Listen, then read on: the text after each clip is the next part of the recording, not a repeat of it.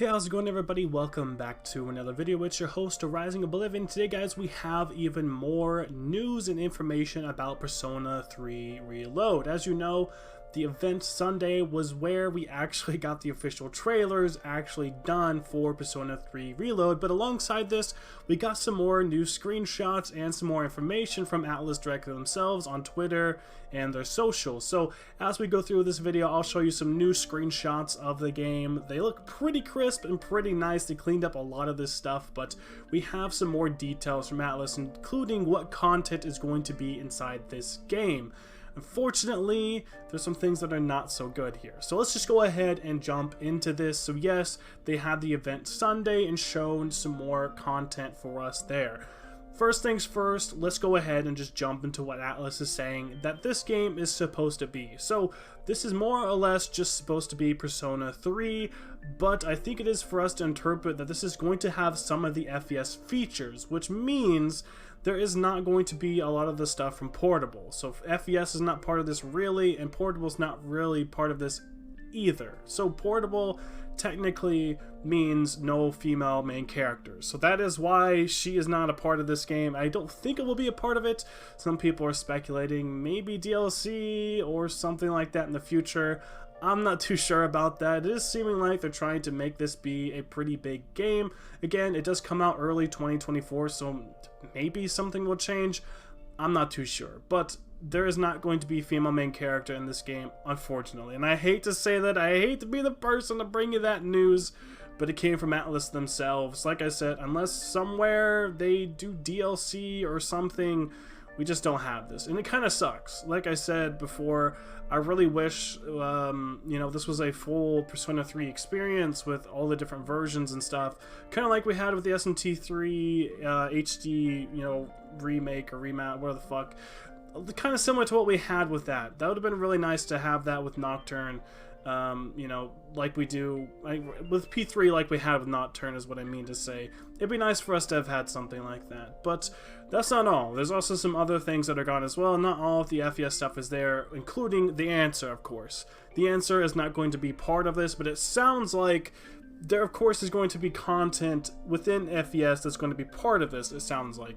Same things with, like, certain areas that you can go to that were only part of FES, it sounds like you can still go to in this game. The social link with Aegis is also supposedly supposed to be something that is in this game as well, so it sounds like there's a lot of the features that FES has, but this isn't technically going to be FES. Like, you're not going to be able to have the answer in this, or you're not going to be able to have the content for Portable, like the female main character, or being able to romance other different options, of course, being able to choose that female main character option in Portable, which, man, like I said, it really sucks. I wanted this game to be a full P3 experience, but it sounds like from Atlus what we're getting is some kind of weird hybrid thing between base P3 and base FES, I guess, or just FES, I guess. It sounds like that's more what we're getting. It's definitely steering clear of Portable. Maybe that has a little bit to deal with them porting Portable and deciding to do that instead of FES. And maybe with the FES stuff, why they didn't want to do the answers, just because they figured it's not worth it, or maybe they're going to explain things differently somehow with this game. I'm not 100% sure.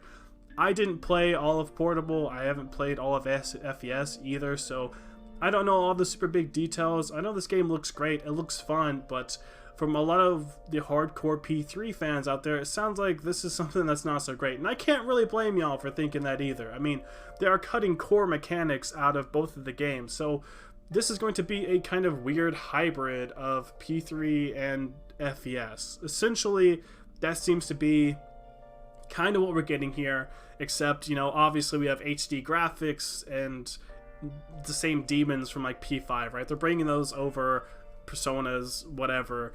We're going to be having those. So at least the game looks great.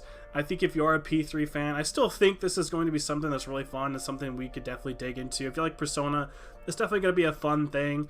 I cover all the news, though, the material and stuff that we have to for this. Unfortunately, I have to say that. It sucks that we're not getting certain key points of content that people love from the other games. I mean, there's reasons why they made the base game. They made different versions so that there was more content and things to do there, which it sounds like this is still going to have some of that when it comes to like explorable areas and certain social links and stuff, but it doesn't sound like they wanted to put all the work in to have female main character have her whole plot story and different romance options. They also didn't want to add on the extra story stuff from the answers. So that's why we're simply getting what seems to be P3 mixed with FES, different locations in there. It'd be really strange for them to take out entire huge locations or take out demons and stuff like that. It'd be really strange for them to do that sort of thing. I'm not too sure why they would do that. And it sounds like this game is also going to have some pre-order bonuses when it comes to, I think, P4 and P5 demons, or personas, I guess. I'm just used to calling it demons because just Make a 10 stuff always calls demons except for Persona. I mean, it makes sense, but it is what it is. But it sounds like in this game, you're going to have some pre-order bonuses with stuff like that to have some demons on your team. I think PT is also going to have, P5T is also going to have some of that stuff as well, having some different demons and stuff there. I think it might just be more like aesthetic looks and stuff, but I'll make sure to keep you guys up to date when it comes to all stuff regarding P3 and the new Persona games. Also, the brand new project, ReFantazio is finally now getting its own thing. We're all finally getting to know what it is. Metaphor is actually what it's going to be. It is Metaphor ReFantasize, or I haven't looked too much into it. I'm making this video first before we jump into that. There's a whole lot of stuff us Atlas fans have to be paying attention to, so that is why I'm quick just making this video and bringing it out to you guys to tell you about the features that are gone in P3 and more about what this game is going to be. Hopefully this still is a fun experience, a still good P3 experience. At least the graphics look great, the sound looks really great, they have new tunes and everything. There's also another thing where the voice acting has changed. They decided to recast all of the voice actors just about for this game. A lot of the main people we've had for years are going to be no longer in this game, and I can kind of understand it. It has been over 10 years potentially, you know. Maybe they just feel like those voice actors don't quite sound the same. The voice actors, that's kind of their job to, you know, keep these characters, you know, do these roles and adapt and change their voices to be able to do these roles. So it's weird. It's a strange thing for them to do, but they're changing just about all the voice actors in this game to be different. Even like the dog is it's like a different voice, which is good.